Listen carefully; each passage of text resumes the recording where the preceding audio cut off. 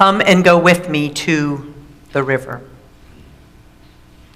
Standing by the river, there is a woman, and she is contemplating her 5th job change in as many years.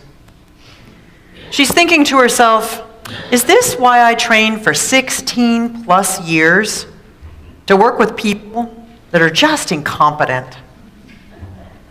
So she can sit and watch the river run and think about whether there's anything in that pattern that might have something to do with her, or she can just give notice, because there has to be something better out there. And picnicking near the river is that couple who has hit the point where the work begins. The stress of children, of living in this beautiful and oh so expensive area, the exhaustion of commuting through hours of traffic, morning after morning, night after night. Should they go down to the river's edge and hope the waters of patience will wash over them, especially their ears, so they can listen to one another better? Or should they just stay in the car and get into one of those you said fights, with each of them formulating a reply before the other even finishes the sentence? And pacing near the river is an older man who is pacing and cursing and pacing and cursing. He has forgotten another appointment, and he's reminding himself over and over that he did the same thing that last week and 2 weeks before that, shaming himself by asking why he can't do better, why his brain can't do better, why he can't just remember like he's supposed to. He could dip his hands into the river, and he could remember to be compassionate with himself, that aging is not incompetence, or he can just keep berating and berating and berating himself, getting more and more anxious so that the next time he's actually more likely to forget. Now, sketching near the river is an artist who particularly likes the way the water captures the light, bounces it out, makes everything look holy, which is not a word she usually uses. She could spend the day down by the water because art requires that kind of waiting and accepting, or she could go do something that people would see as more productive, like buy something. Maybe the artist down by the river is a poet, that young poet of Rainer Maria Rilke's acquaintance, to whom he said the words of our chalice lighting, and I want to say them one more time. Be patient towards all that is unsolved in your heart, and try to love the questions themselves, like locked rooms and like books that are now written in a very foreign tongue. Do not now seek the answers which cannot be given to you, because you would not be able to live them. And the point is to live everything. Live the questions now. Perhaps you will then gradually, without noticing it, live along some distant day into the answer. And here it is. The river awaits.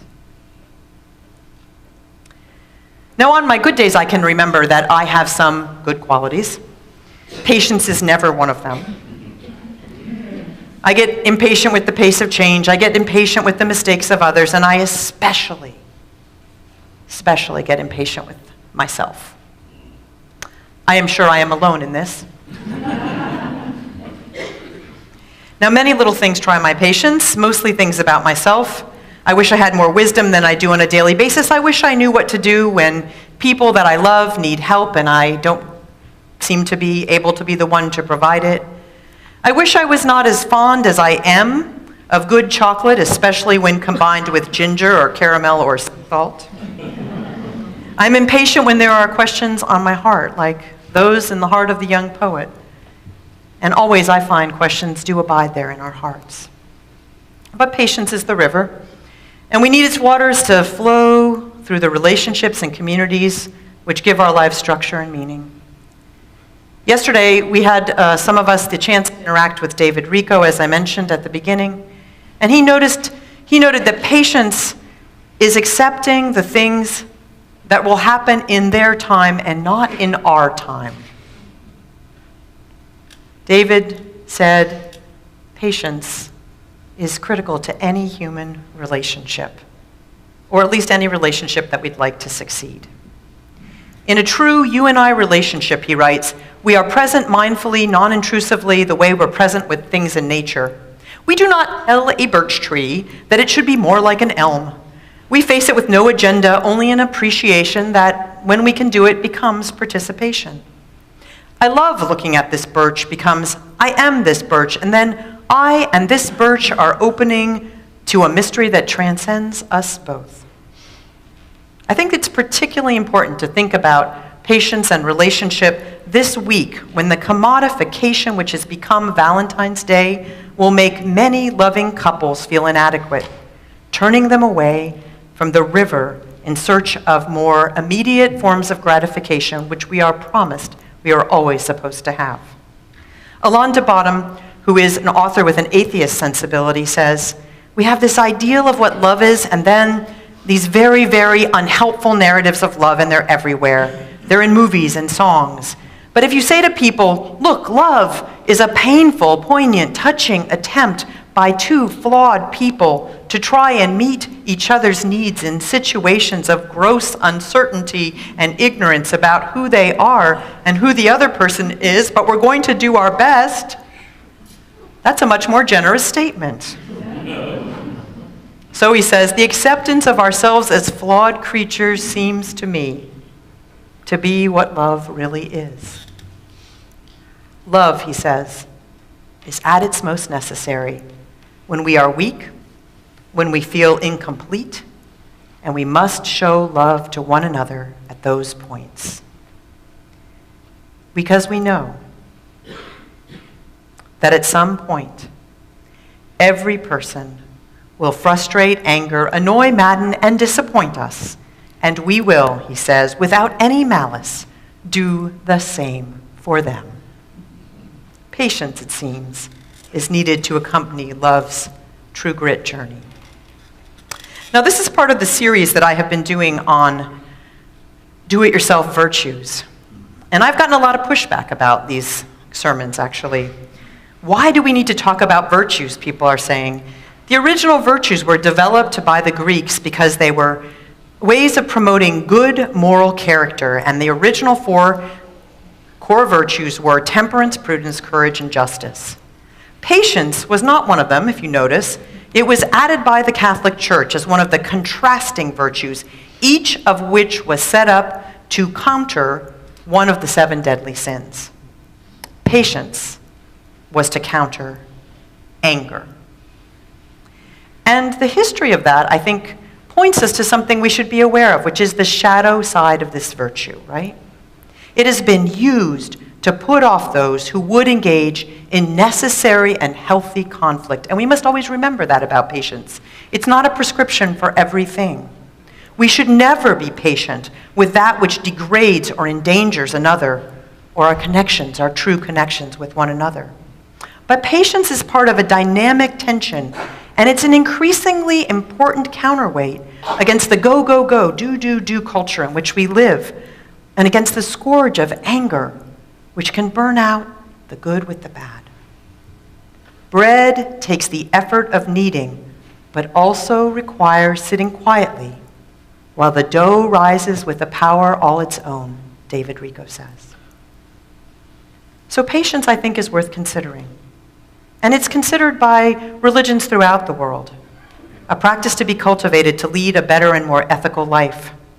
Buddhist Sharon Salzberg writes, despite the common misconception, having patience doesn't mean making a pact with the devil of denial, ignoring our emotions and aspirations. It means being wholehearted, engaging in the process that's unfolding.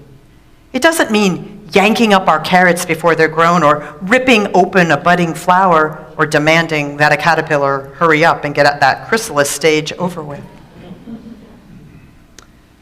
Patience is not a substitute for right action or for doing the next right thing. It's a dialogue with what we do. So the point is to look at the ways we have choices to do things in a manner that might actually help us live by our values. And in that wonderful way that life has, as I'm working this week on this Sermon on Patience, life presented many things to try my patience. Two of which yesterday were apparent if you're friends with me on Facebook, and one of them was that I went in to drive David Rico home to San Francisco, and I got caught in traffic for 4 hours coming home. For 2 hours, I did not leave the same block, during which time my car lost its patience and overheated. And so I got to have that journey as well. It also just needed me to shut it off, and then I was fine. But I thought to myself, that is cosmic humor that is funny and not funny at the same time. And the other thing that you would see if you were following me on Facebook is that the Commission on Institutional Change, which I've been involved in, which is looking at these deep questions about race and about who we are and about how we are together in this time when there's so much conflict over race in our society, how we can be a laboratory for a different way of being, issued a statement yesterday. And getting to that statement was a lot of conflict and difficulty and hardship. It contains, I think, more questions than it does answers. But we wrestled through those questions, many late hours in the week. So I think it's important for me to think about patience, for us to think about patience, because as David Rico said yesterday, and I was particularly thinking of this in relationship to the statement being issued, if fear is the opposite of love, which he posited yesterday, then patience is really a great antidote. Because if we slow things down just enough through patient listening and steadfast presence, we just might be able to speak out of our aspirations for love and not our fears. In this sense, I believe that patience is the foundations for all kinds of love, including the love that we find together in community. So, river of patience, I'll invite you to keep flowing through me. So maybe we're trying to be somewhere different now. Maybe we're setting a new picture in an old frame from our Christian roots. But what would it mean if this could be who we are? Not the people that need every need met at every moment, but rather the people with the wisdom and the perseverance and the patience to remain faithfully in place until our time to act has come, until the questions have crystallized and the answers have begun to bubble up. Some of the answers may be puzzling and paralyzing, and we need community to continue to hear each other into truth as we try to formulate the right answers for our times. I don't know much, but I know this, that alone we falter. Together, we hold the questions and we keep asking them until we get them right. And together, we learn to live the questions. So I'm going to invite us to listen to the river, to move towards it as you would a friend. That patient river is ever flowing, ever flowing. You can give it your questions and your hopes and the sorrows that are in your heart that you think you cannot hold alone. You can float on it your aspirations and the joys you cannot believe you can hold. And gently, you can set all of it adrift among the currents and the eddies of the river. So come with me to that land where patience is the river.